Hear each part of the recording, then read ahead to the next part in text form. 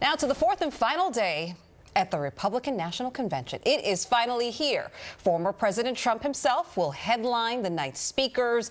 It is the first time he's going to be addressing a crowd since his attempted assassination. Meanwhile, President Biden now facing overwhelming pressure to step aside. That pressure is also coming from top Democrats like Chuck Schumer, Hakeem Jeffries, and even Nancy Pelosi. Pelosi reportedly telling Biden the polls show he can't win. But is that true? Check this out. According to 538's famous presidential forecast, the race is virtually a toss-up. In fact, if you look, you will see the forecast says out of 100 election simulations, Biden wins 54 of them, which is pretty fascinating given the current climate and the current narrative coming out of the Democratic Party. Joining us now is 538 Politics podcast host Galen Druke. Good to have you with us, Galen. What are the latest numbers that you are seeing right now? And I see where you are right now. Yeah, I'm here in the convention hall where the former president is going to give his primetime speech tonight. And when it comes to those numbers, the former president is leading President Biden by about 2.5 percentage points nationally on average. The picture in the most important battleground states, likely Wisconsin, where we are right now, Michigan, and Pennsylvania, looks a little bit worse. So, for example, in Pennsylvania, Biden trails Trump by about 3.5 percentage points. And look, you mentioned that the forecast shows that it's something close to a toss-up. In a traditional election, there's time to make up 2.5 percentage points nationally.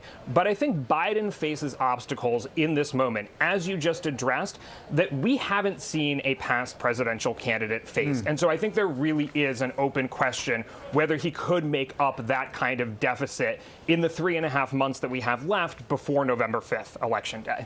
Well, long time. Hey, Galen, it's Sam. So long time election, kind of wisdom is that the voters don't remember anything that happens until we get to November, when they're standing there in the ballot box. But if there is a change made on the Democratic ticket, what do the stats show us between that matchup, which I'm assuming would be Harris top ticket and somebody else, between that and a Trump ticket?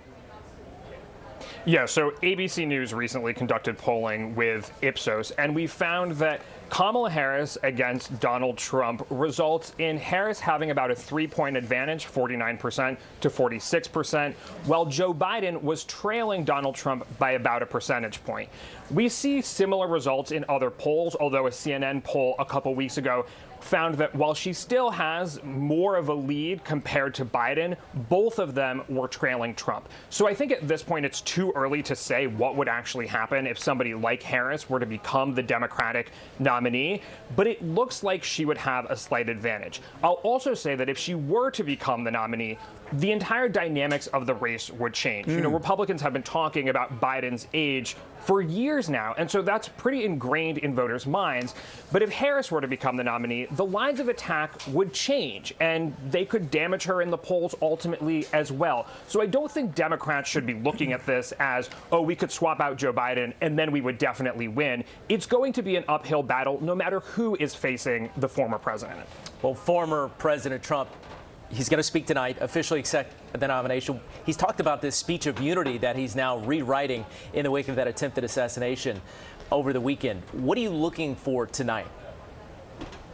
Look, I spend a lot of time looking at the polls, as you can tell, and what has struck me throughout this convention is they have stuck to themes that are largely popular amongst the American public. Look, I've been to conventions in the past, and I've heard messages that are sometimes more angry and divisive. But you've largely heard messages about economic prosperity, messages on the border that are popular with the majority of Americans, and messages on crime and safety and foreign policy that are similarly popular. So what I'm really going to be looking for is, does Donald Trump continue that theme? Are we going to hear, I am your voice, I'm the only one who can carry your hopes and dreams through November, or something along the lines of American carnage like we heard during his inauguration? Or is it really going to be, hey, think about your pocketbook, think about the border and the migrant crisis, and also think about me as a human being having just gone through an assassination attempt? I would imagine, given how tightly controlled and how on message this convention has been so far, that we're probably going to see something more like the latter compared to the former. All right, Galen Druke from 538 Politics Podcast will be watching closely. I know you will be as well. Thank you.